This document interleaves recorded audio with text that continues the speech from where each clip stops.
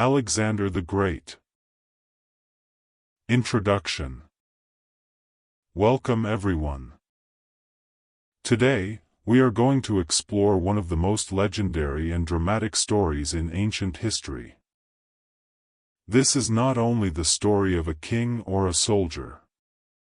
It is the story of a young man who believed that the world was too small for him. His name was Alexander, and today we remember him as Alexander the Great. He was born in a relatively small kingdom in northern Greece called Macedonia. At the time, Macedonia was not considered the cultural center of the Greek world. It was not Athens, famous for philosophy, and it was not Sparta, known for its warriors. Many Greeks saw Macedonia as rough and less civilized. But history would soon prove that this small kingdom would produce one of the most powerful leaders the world had ever seen. Alexander did not inherit a vast empire. He did not begin life as the ruler of half the known world. What he had instead was vision. From a young age, he believed that he was meant for something extraordinary. He admired heroes, studied legends, and dreamed of glory. He did not want to live quietly or be forgotten. By the age of 30, he had conquered land stretching from Greece to Egypt, and from Persia to parts of India. He defeated powerful kings, crossed deserts, and led his army through mountains and unknown territories. In only a few years, he created one of the largest empires in the ancient world. However, power always comes with a price. The higher a person rises, the more dangerous the fall can be. Alexander experienced incredible victories, but he also faced rebellion, exhaustion, loneliness, and the limits of human strength. His life teaches us about ambition, leadership, strategy, courage, ego, and the importance of knowing one's limits. If you are learning English, this story will help you grow. It is written in clear and simple B1 level English, so you can improve your listening skills and vocabulary while following a powerful historical journey step by step. Now, let us begin. Chapter 1. The Prince of Macedonia. Alexander was born in 356 BC in the city of Pella, the capital of Macedonia. At that time, Macedonia was not seen as equal to the great Greek city-states. It was considered distant and less refined. Yet it was a kingdom that was rapidly growing in strength under the rule of King Philip II, Alexander's father. Philip II was not a dreamer. He was practical, strategic, and deeply focused on building military power. He reformed the Macedonian army and introduced a new formation known as the phalanx, where soldiers stood closely together holding long spears. They trained constantly and learned to move as one unit. Philip believed that true power did not come from emotion or pride, but from preparation and discipline. Alexander grew up in this environment. From an early age, he watched soldiers train and listened to discussions between generals and political advisors. War was a normal part of life, and politics was full of danger. He quickly learned that loyalty could change and that power always had to be protected. His mother, Queen Olympias, was very different from his father. She was emotional, intense, and deeply spiritual. She believed in dreams, prophecies, and divine signs. She often told Alexander that he was special and destined for greatness. Some stories even say she told him that he was the son of Zeus. Whether this was true or not, the idea influenced him deeply and gave him strong confidence. It also planted in him a powerful belief in destiny. As a child, Alexander was serious and curious. He did not behave like other boys. He asked many questions and wanted to understand not only his kingdom but the wider world. When he was 13 years old, his father invited the famous philosopher Aristotle to become his teacher. For several years, Alexander studied under Aristotle in a quiet place away from the palace and political tension. Under Aristotle's guidance, he learned philosophy, science, medicine, geography, and literature. He read the works of Homer and became especially fascinated by the story of Achilles. Achilles became his hero, a warrior remembered forever for his courage and strength. Alexander did not just enjoy these stories, he analyzed them. He wanted to understand what made a man truly great. At the same time, he trained physically. He learned to fight, ride horses, and command soldiers. One famous story from his youth describes how he tamed a wild horse named Bucephalus. While others failed, Alexander carefully observed that the horse was afraid of its own shadow. By turning the horse toward the sun, he removed the shadow and calmly mounted it. This moment showed not only his bravery but also his intelligence and ability to observe what others missed. By the age of 16, Alexander was already trusted with real responsibility. When his father left for war, Alexander ruled as regent. During that time, a local tribe rebelled, and Alexander led the army himself to defeat them. He even founded a city and named it Alexandropolis, marking the beginning of a pattern that would continue throughout his life. However, life inside the royal palace was not peaceful. Philip had several wives, and questions about succession created tension. Alexander understood early that power was never guaranteed. It had to be secured and defended. His relationship with his father was respectful but complex. Both men were ambitious, and sometimes ambition creates rivalry even within families. By the time Alexander was 20 years old, he already had military experience, political awareness, and a strong philosophical education. More importantly, he had enormous ambition. He was prepared. But he did not yet know how quickly his life was about to change. Chapter 2. The Assassination and the Crown. In 336 BC, a dramatic and unexpected event changed Alexander's life forever. His father, King Philip II, was assassinated during a public celebration.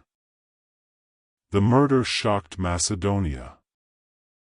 Philip had been a strong and successful ruler, and his sudden death created uncertainty and fear throughout the kingdom. Alexander was only 20 years old at the time.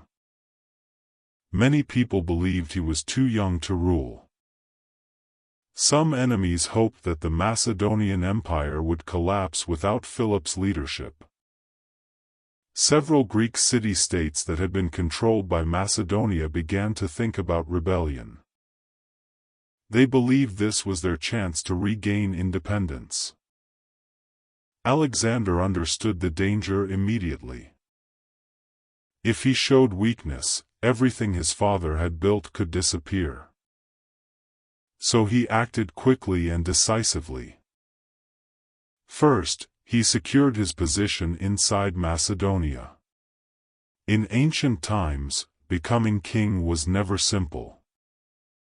There were rivals, political enemies, and possible threats inside the royal family. Alexander had to move carefully but firmly.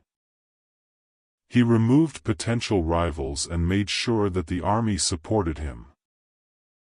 Without the army's loyalty, no king could survive.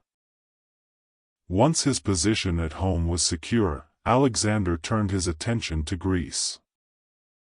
Several cities refused to recognize him as their leader. Among them was the powerful city of Thebes. Alexander marched south with his army. He moved fast, just as his father had taught him. Speed often creates psychological advantage. When Thebes resisted, Alexander attacked. The city was destroyed, and thousands were killed or sold into slavery. This was a harsh and brutal decision. But it sent a clear message to all of Greece: the new king was strong. He was not a weak boy. He was a ruler prepared to defend his authority. After the destruction of Thebes, most Greek cities accepted Alexander's leadership. He was now the undisputed ruler of Macedonia and the leader of a united Greek force.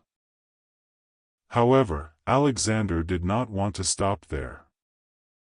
His father had prepared a plan to invade the Persian Empire, the most powerful empire in the known world.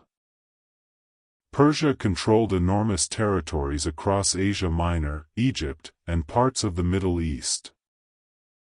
It was wealthy, organized, and feared. Philip had planned to attack Persia. Alexander decided to continue that plan. In 334 BC, only 2 years after becoming king, Alexander crossed the Hellespont with around 40,000 soldiers. This moment marked the beginning of one of the most famous military campaigns in history. Before his first major battle, Alexander visited the legendary city of Troy. There, he honored Achilles, the hero he admired since childhood. He believed that he, too, would achieve glory and be remembered for centuries. His first major battle against the Persian forces took place at the Granicus River. The Persians were strong and confident. But Alexander attacked boldly. He led his soldiers from the front, not from behind. The battle was difficult, but the Macedonian army won. This victory proved something important. Alexander was not only the son of a great king. He was becoming great in his own right. Chapter 3. Conquering the Persian Empire. After his first victory at the Granicus River, Alexander understood something important. The Persian Empire was not invincible. It was powerful, yes. It was rich and organized. But it was not united in spirit. Many local leaders served the Persian king, but not all of them were loyal from the heart. Alexander decided to move quickly. Speed became one of his greatest weapons. He did not allow the Persians time to reorganize or strengthen their defenses. He marched along the western coast of Asia Minor, taking city after city. Some cities opened their gates willingly. Others resisted and were defeated. In many places, Alexander presented himself not as a destroyer but as a liberator. He told Greek cities under Persian control that he had come to free them. This strategy helped him gain support. But the real test was still ahead. The Persian king, Darius III, finally decided to face him personally. Darius gathered a massive army. His forces were much larger than Alexander's. Some ancient sources say they were several times bigger, though exact numbers are debated. In 333 BC, the two armies met near a place called Issus. The battlefield was narrow, which worked in Alexander's favor. Darius could not fully use the size of his army. Alexander attacked with precision. He aimed directly at Darius. This was not only a military decision. It was psychological. If the king fled, the army would lose morale. And that is exactly what happened. During the battle, Darius became frightened and escaped. When the Persian soldiers saw their king retreat, panic spread through their ranks. Alexander had won again. But something unusual happened after this victory. Among the captives were Darius's mother, wife, and children. In ancient times, royal prisoners were often treated harshly. But Alexander treated them with respect. He did not humiliate them. He allowed them to live with dignity. This behavior surprised many people. It showed another side of Alexander. He was not only ambitious. He also wanted to be seen as noble. Instead of immediately chasing Darius, Alexander made a strategic decision.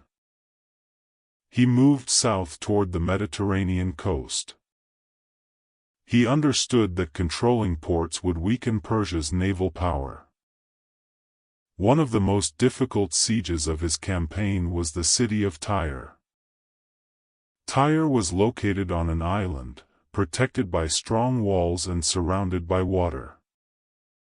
It seemed impossible to conquer. But Alexander refused to accept impossible.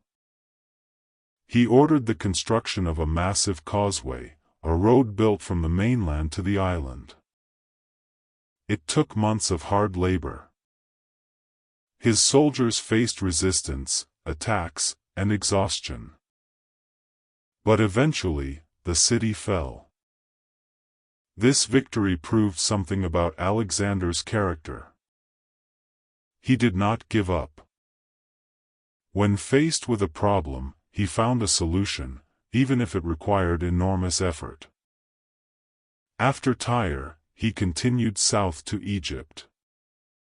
The Egyptians saw him not as an enemy but as a liberator from Persian rule. He was welcomed with respect.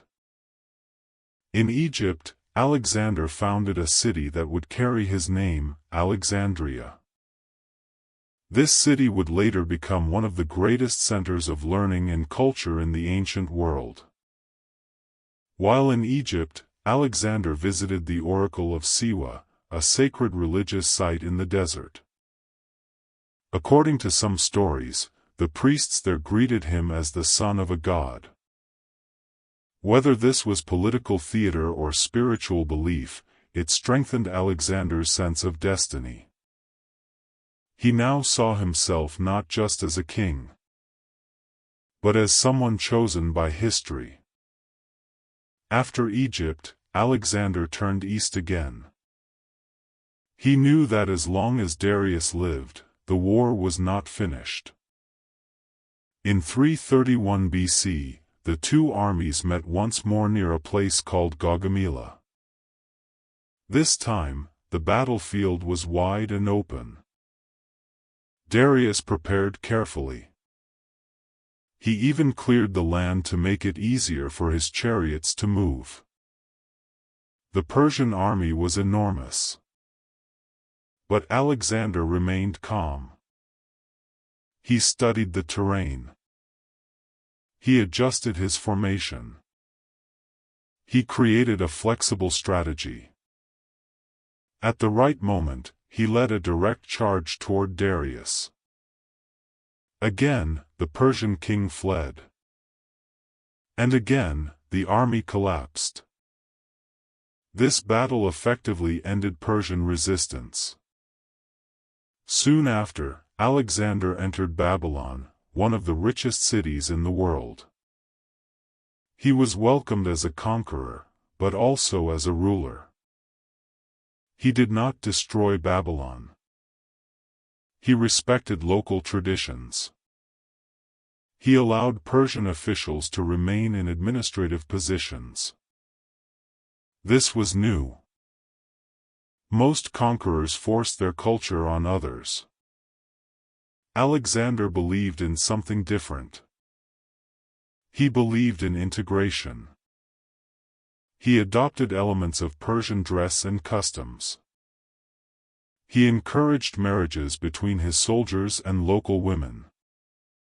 He wanted to unite East and West. But not everyone liked this idea. Some of his Macedonian generals began to worry.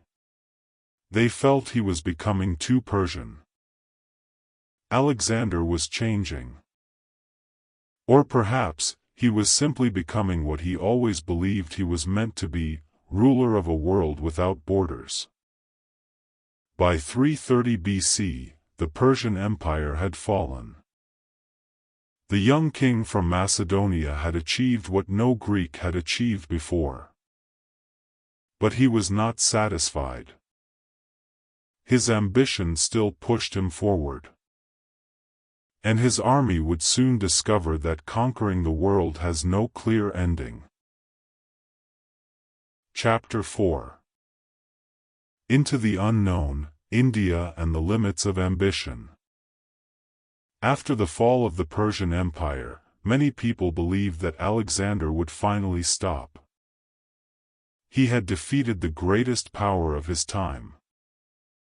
He controlled land stretching from Greece to Babylon and Egypt. He had achieved more before the age of 30 than most rulers achieve in a lifetime. But Alexander was not satisfied. He believed that the world extended even further east. He had heard stories of rich lands, powerful kingdoms, and unknown territories beyond Persia. To him, stopping now would feel like failure. So he continued. He marched deeper into Central Asia. The terrain became difficult. There were deserts, mountains, and unfamiliar climates. The people spoke different languages. The culture was different from anything his Macedonian soldiers had known. In some regions, local leaders resisted strongly. Guerrilla warfare became common. Small groups attacked and disappeared into the mountains. These were not traditional open battles. They were slow and exhausting conflicts. Alexander had to adapt. He founded new cities in these distant lands, many of them named Alexandria. These cities were meant to secure his control and spread Greek culture. He placed loyal soldiers there to maintain order. But as he moved further east, his army grew tired. They had been campaigning for years. Many soldiers had not seen their families in nearly a decade. They had marched thousands of kilometers. They had fought in deserts and mountains. They had faced extreme heat and long distances. Alexander, however, continued to push forward. In 326 BC, he crossed into the region that is now part of modern India. There he faced King Porus at the Battle of the Hydaspes River. This battle was different from others. Porus had war elephants. For the Macedonian soldiers, elephants were terrifying. They had never faced such animals in battle before. The elephants caused confusion and fear. But Alexander studied the situation carefully. He waited for the right moment to cross the river. He divided his army and used deception to surprise the enemy. The battle was intense and violent. Many soldiers on both sides were killed. In the end, Alexander won. But something unusual happened again. Instead of humiliating King Porus, Alexander asked him how he wished to be treated. Porus replied, "Like a king." Alexander respected this answer. He allowed Porus to remain ruler of his kingdom under Macedonian control. This moment reveals something important about Alexander's character. He admired strength, even in his enemies. He did not respect weakness, but he respected courage. However, this victory came at a high cost. After years of constant campaigning, the Macedonian army reached the Hyphasis River. There, Alexander announced that he wished to continue even further east. His soldiers refused. For the first time, they said no. They were exhausted. They were homesick. They had followed him across deserts and mountains. They had fought countless battles. But they had reached their limit. Alexander was shocked. He tried to persuade them. He gave speeches. He reminded them of their victories. He promised more glory. But the soldiers remained firm. Finally, Alexander realized something difficult. Even the greatest leader cannot force exhausted men to continue forever. Reluctantly, he agreed to turn back. This moment marked a turning point. Until then, Alexander had always moved forward. Now, he was forced to retreat, not because of defeat in battle, but because of human limits. The journey back was harsh. Some parts of the army traveled by sea. Others crossed dangerous deserts. Many soldiers died during the return. Alexander himself suffered physically and emotionally. Years of campaigning had taken their toll. He had conquered much of the known world. But he had also learned a hard lesson. Ambition has limits. And sometimes, those limits are not defined by enemies, but by reality. Chapter 5. The Final Years and a Sudden Death. After turning back from India, Alexander returned to Babylon. The journey was long and difficult. Many soldiers were sick. Many were injured. Some were simply tired of war. Alexander himself was no longer the same young king who had crossed into Asia years earlier. He had seen constant battle. He had lost close friends. He had carried the weight of an enormous empire on his shoulders. Yet his mind was still active. In Babylon, Alexander began to plan new campaigns. He spoke about exploring Arabia. He considered expanding westward again. His ambition had not disappeared. But something inside him had changed. During the years of conquest, Alexander had become more isolated. Some of his closest companions had died in battle. Others had fallen out of favor. In one tragic moment during a drinking celebration, Alexander killed his own friend Clitus in anger. Clitus had once saved his life in battle. After realizing what he had done, Alexander felt deep regret. He locked himself in his room for days. This event showed that even a powerful ruler could be controlled by emotion. Power had given him control over lands, but not always control over himself. In Babylon, Alexander tried to unite his empire. He encouraged marriages between Macedonians and Persians. He adopted Persian customs and royal traditions. Some of his soldiers felt uncomfortable. They believed he was forgetting his Macedonian roots. They feared that he was becoming too foreign. Alexander, however, believed he was building something new, a mixed culture, a world without strict borders between East and West. But history often moves faster than people expect. In 323 BC, Alexander suddenly became ill. The exact cause of his illness is still debated today. Some historians believe it was a fever, possibly malaria or typhoid. Others have suggested poisoning.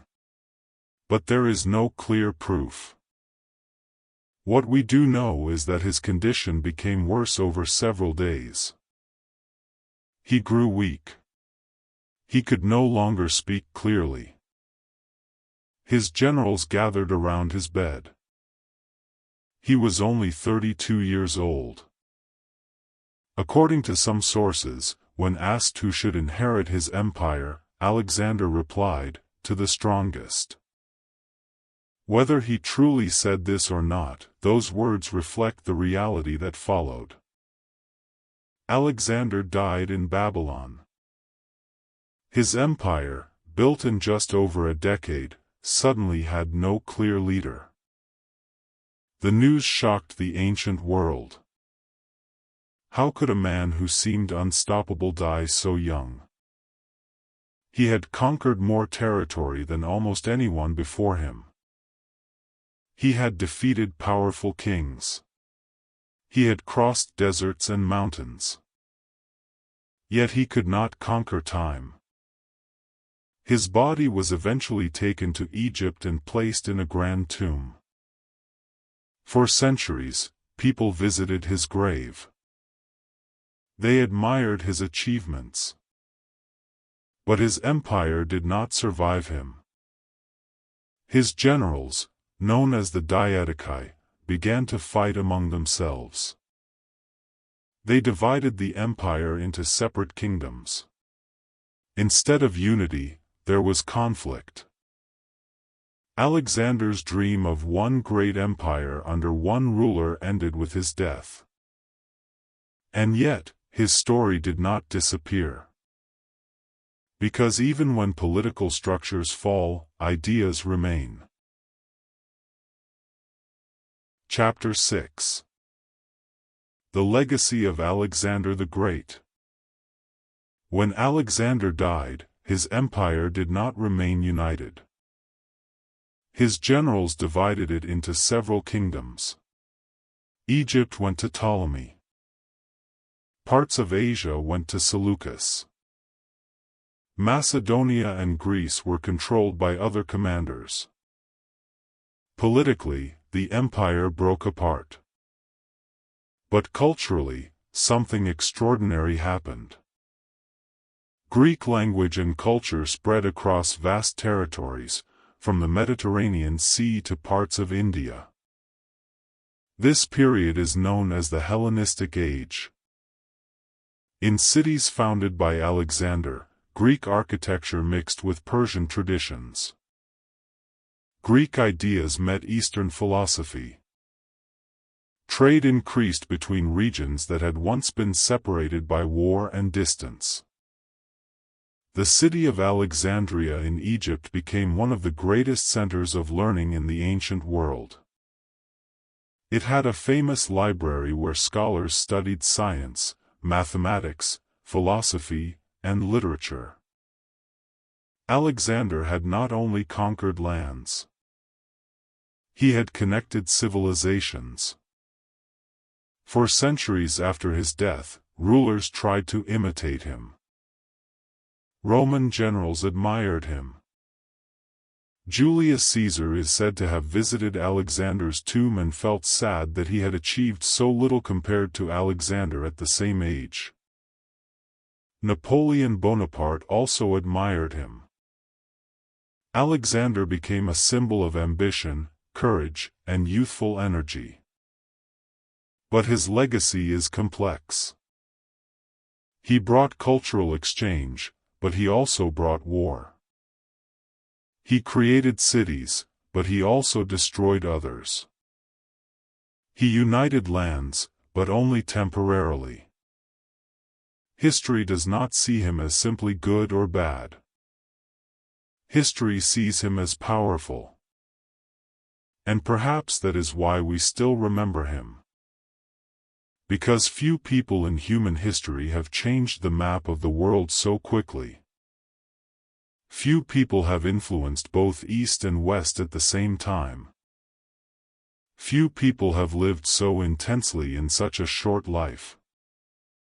Alexander's life raises important questions. What is true greatness? Is it power? Is it influence? Is it lasting peace? Or is it the courage to try something that seems impossible?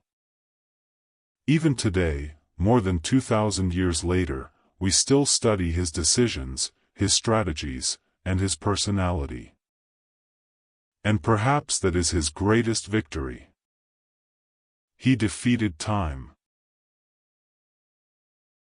Conclusion. Alexander the Great was not just a king. He was a dreamer with a sword. From a young boy listening to stories about heroes, he became a man who created his own legend. He defeated powerful empires. He crossed continents. He changed cultures. But he also made mistakes.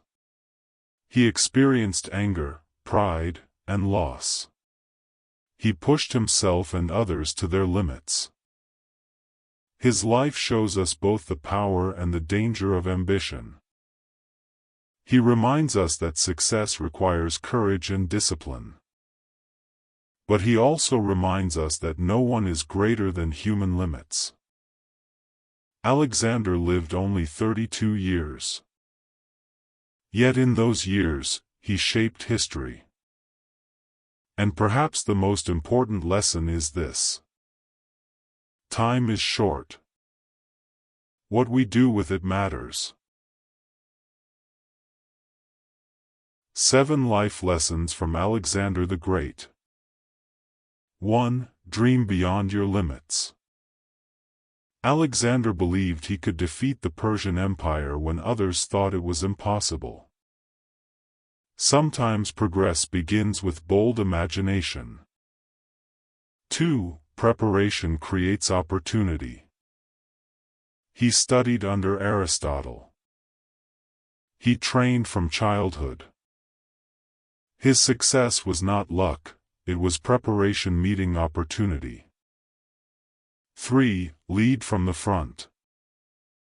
Alexander fought beside his soldiers. Leadership is stronger when people see courage in action. 4. Adapt to new cultures.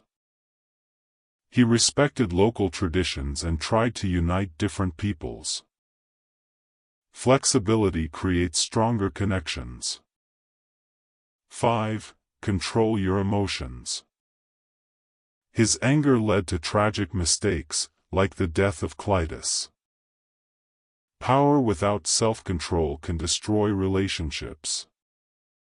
6. Know when to listen. When his army refused to go further into India, he finally accepted their limits. Good leaders sometimes need to step back. 7. Legacy is more than power. His empire fell, but his cultural influence remained. True impact is not only about control, it is about connection. Ending. Thank you for learning English through history. If you enjoyed this story, remember, language is also a journey. Like Alexander, you move forward step by step. Each new word is a small victory. Each new story is a new territory. Keep learning. Keep exploring. And see you in the next story.